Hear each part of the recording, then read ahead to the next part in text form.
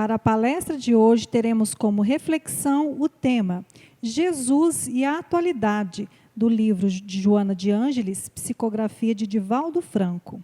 E quem irá contribuir com a explanação será a nossa amiga e palestrante, Shirley Milagre.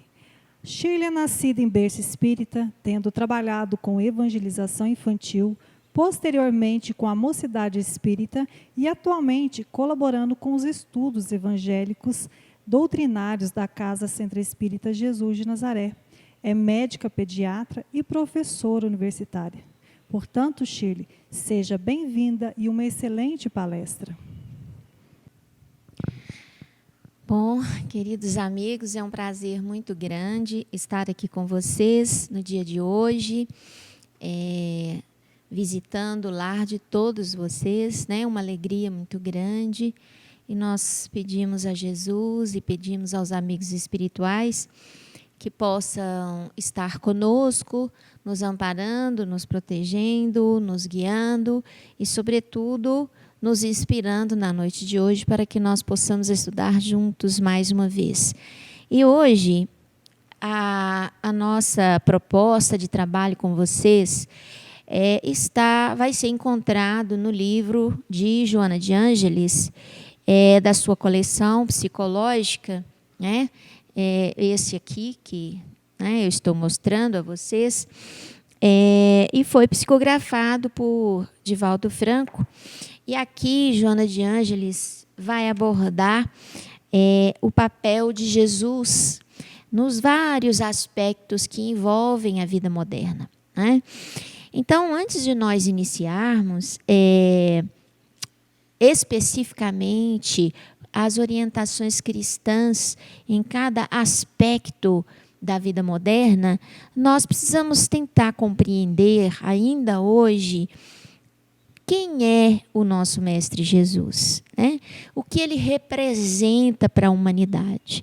Nós sabemos que a Terra, na sua população mundial, há uma diversidade muito grande de crenças e o cristianismo, embora atualmente com a ajuda dos meios de comunicação, da internet, nós temos chegado, né, a vários pontos do globo terrestre.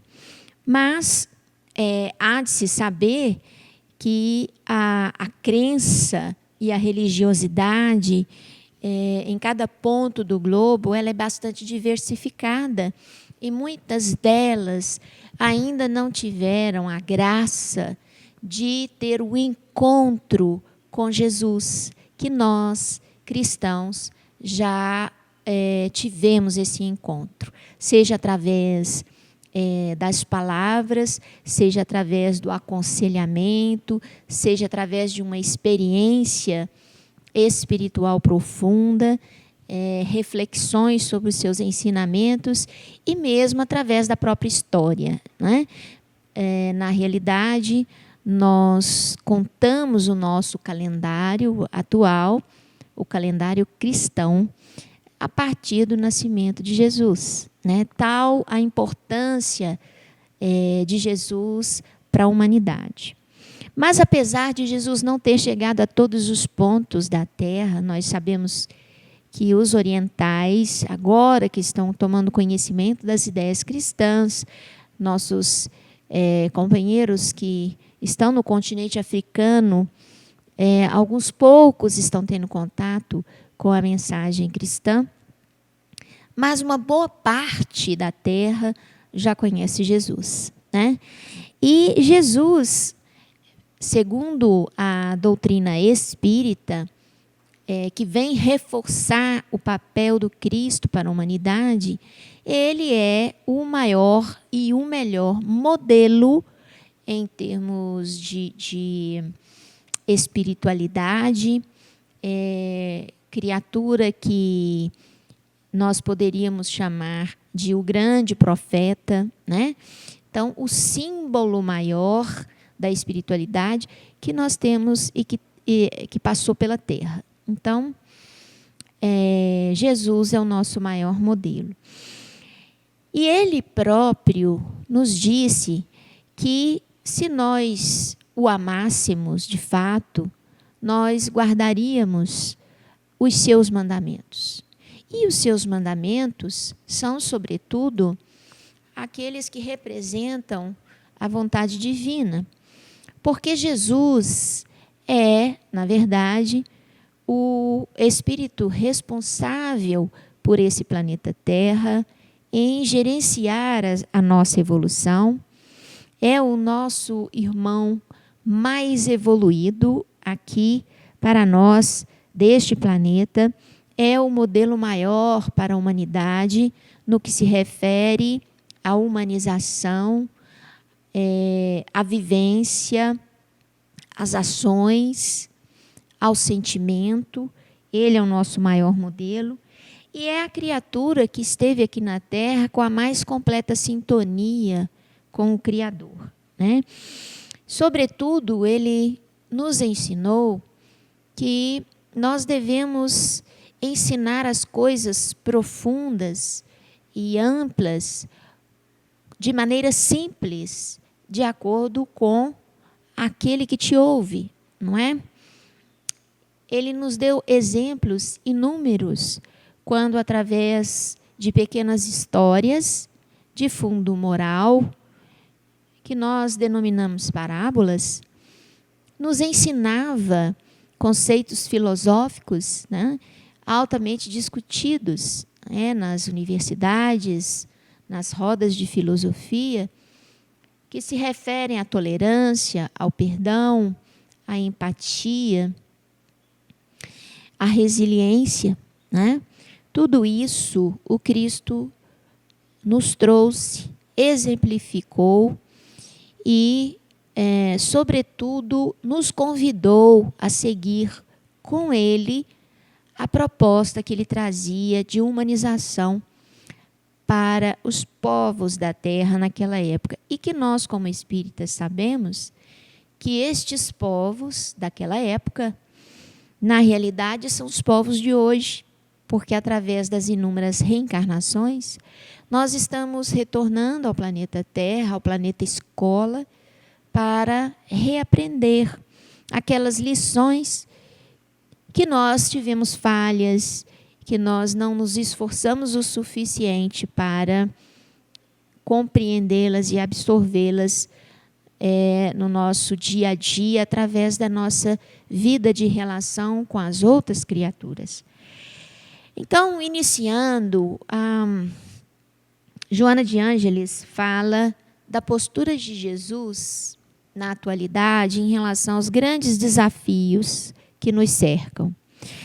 E Joana diz que o crescimento de qualquer ideal, de qualquer proposta, de qualquer progresso, né, de qualquer avanço, ele é resultado de estágios menores, né, que foram vencidos, de etapas anteriores, né? E essas etapas, evidentemente, elas precisam ser superadas, esses desafios necessitam ser enfrentados, porque, como um símbolo muito interessante, Joana nos diz que a árvore sequoia, que é uma árvore enorme, grande, com um tronco robusto e muito alta, ela só se faz árvore, ela só atinge os cumes e ela só cresce, não só no sentido longitudinal como horizontal, né, em volume, em altura, se construindo célula por célula, né? Então, Jesus vem nos trazer a ideia de que os desafios existem não para o nosso sofrimento, não para as nossas quedas, não para que nos sintamos incapazes. Os desafios vêm exatamente para serem superados um após outro.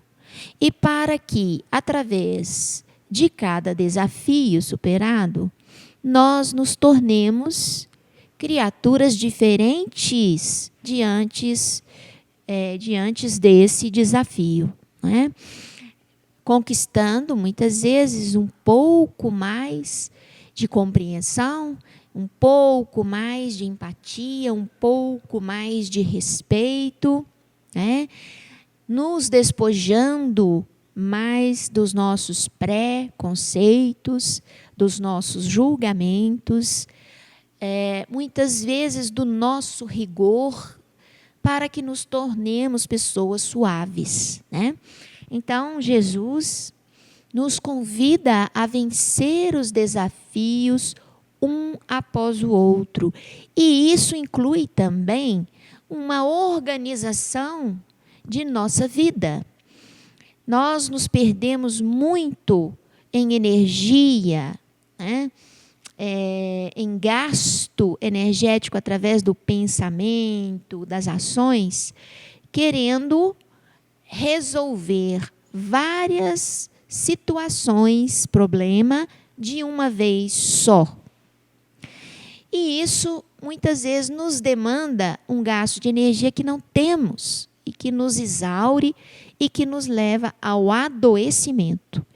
Então, é preciso de nos organizarmos, resolvendo item por item aqueles desafios que surgem, um após o outro. Isso também é preservar a saúde, a integridade física, a integridade moral, a integridade psíquica. Bom, além dos desafios, Joana de Ângeles coloca a figura de Jesus frente à reencarnação. E é interessante porque reencarnação, na atualidade, ela, com o progresso da ciência, nós acreditamos, e os espíritos nos dizem isso, que reencarnação vai ser um fato incontestável e que a ciência haverá de estabelecer como lei real, incontestável. Estamos muito próximos disso acontecer, né? E aí, uma vez estabelecida como fato, a reencarnação, ela poderá provocar muita mudança de paradigma. Uma vez que eu compreendo que vou viver várias vidas na Terra, a minha ambição, a minha necessidade de posse, a minha busca desenfreada pelo poder, vai perder o sentido, não é? Nós iremos criar novos valores a serem conquistados na Terra, que não estarão ligados à vida terrena, mas à vida eterna do Espírito. Porque nossa vida é feita de idas e vindas à matéria. Então, a consciência, que é o centro da inteligência e do sentimento, que é a centelha divina, vinda das mãos do Criador, nosso Pai, ela vai compreender que a vida, ela não é só material e ela não é só espiritual.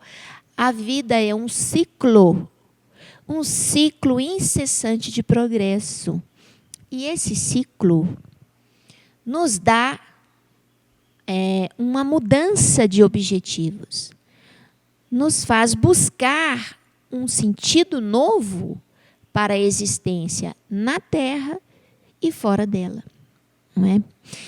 Então, a reencarnação, ela vai mudar muitos paradigmas. Inclusive, toda essa questão social que envolve, muitas vezes, diferenças étnicas, diferenças sociais, diferenças econômicas.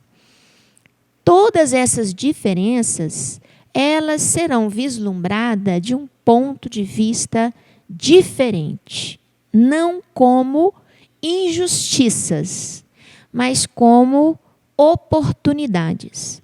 em que o espírito, alternando as diversas condições, estando em uma vida numa condição de maior recursos econômicos, estando em outra vida em condições de poucos recursos econômicos, esse espírito, essa consciência vai, na alternância de papéis, na alternância de situações, conquistando valores da alma.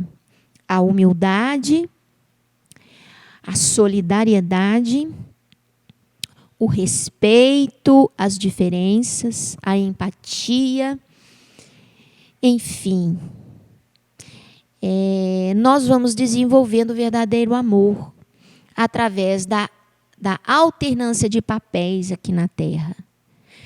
E, então, Jesus, sabendo da existência das diversas reencarnações, ele, em algumas ocasiões, fez referência à lei da reencarnação.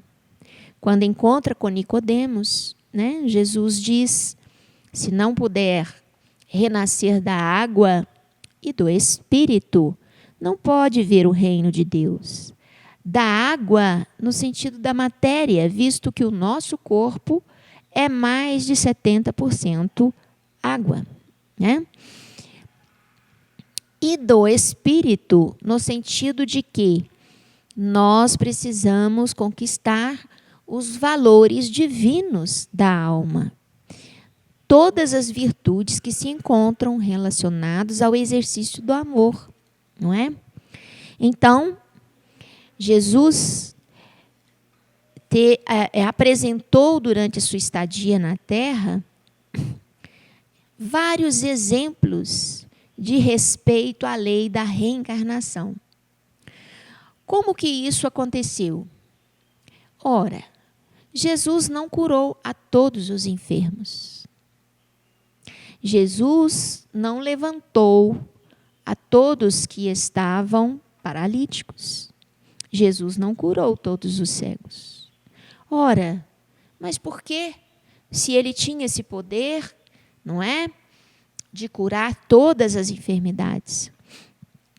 Porque o Cristo identificou de imediato quais eram os necessitados que estavam realmente em condições de se recuperar, que estavam no momento de obter o alívio para aquelas suas dores, porque ele considerava e considera até hoje que o sofrimento, apesar de indesejável por nós, ele, na verdade, é um dilapidador. O sofrimento, ele melhora o ser humano. Ele nos torna pessoas melhores, principalmente quando nós aproveitamos o sofrimento para fazer uma reflexão profunda da nossa situação, do que nós somos, do que nós pensamos, do que nós sentimos, ao invés de nos revoltarmos e praguejarmos contra o sofrimento. Jesus, quando ele curou alguns e não todos, quando ele deu alívio para alguns e não todos, ele respeitou a lei de causa e efeito. Ele sabia que a enfermidade provinha do espírito e não do corpo.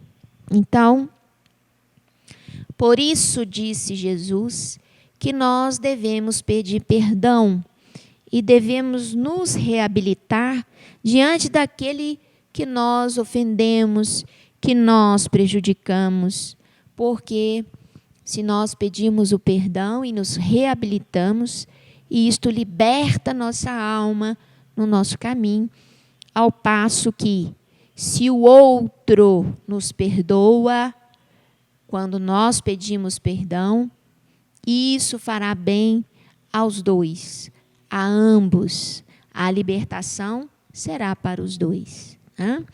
Mas é muito importante que nós busquemos reconciliar com os nossos inimigos enquanto estamos a caminho com Ele. Assim disse Jesus. E mais ainda disse Jesus em relação à reencarnação. Quando perguntaram a Jesus, quando Jesus perguntou a Pedro, aos apóstolos, que dizem as pessoas que eu sou? E quando os apóstolos respondiam, alguns dizem que é profetas, outros dizem que é Elias, que tinha que vir. E Pedro disse, o Senhor é o Filho de Deus, né? Jesus, então, naquele momento, ele ensina a reencarnação, porque ele diz, na verdade, eu vos digo, Elias já veio e fizeram dele o que bem quiseram. Então,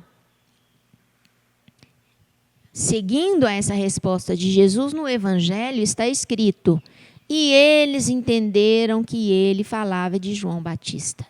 Então, Jesus, diante da reencarnação, ele reafirmou a reencarnação como lei universal, né? Então, ele certificou a reencarnação como lei universal. E na medida em que ele não curou a todos, ele nos ensinou que a cura do corpo físico, ela começa pela alma, né? Então, nós precisamos ser, antes de sermos curados de qualquer chaga, nós precisamos ser merecedores. E nós somos merecedores quando a lição que aquela chaga traz foi aprendida, né? Se a lição foi aprendida, nós nos tornamos merecedores. E Jesus com a humanidade, diz Joana de Ângeles, que Jesus veio ao homem para humanizá-lo, e não há dúvida alguma disso. Através do cristianismo, nós aprendemos a sermos menos egoístas, menos orgulhosos, menos arrogantes. Nós aprendemos a sermos humildes, empáticos, solidários e tolerantes. Deixamos de lado os diversos preconceitos que nos alimentam a alma. Aprendemos a confiar, aprendemos a respeitar, aprendemos a esperar e aprendemos a dividir, a compartilhar. Jesus, na verdade, veio para a gente como grande símbolo do amor. E simbolizando o amor, ele elegeu o samaritano que era desprezado, o samaritano que era considerado, à época, um herege, porque não tinha religião. O samaritano que era considerado, naquela época, pertencer à minoria, né? E muitas vezes sofria o desprezo social pela sua condição diferente, né? De ter uma crença diferente.